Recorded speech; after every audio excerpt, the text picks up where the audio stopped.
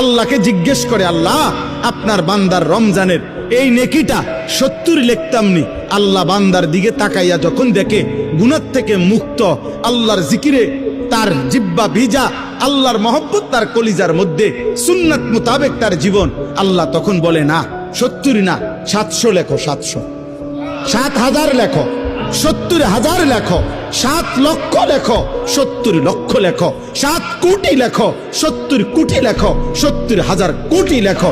এক সেজদায়, এক সেজদায় একবার সুবহানাল্লাহ বললে আল্লাহ বলে লেখো 70,000 কোটি সুবহানাল্লাহ লেখো। কোন কোন বেলায় আল্লাহ মহব্বতের জোশে, আল্লাহ তার মায়ায় আল্লাহ বলে ফেরেশতা তুমি লিখো না, আক্তুবু, আমি আল্লাহ নিজেই লিখবো।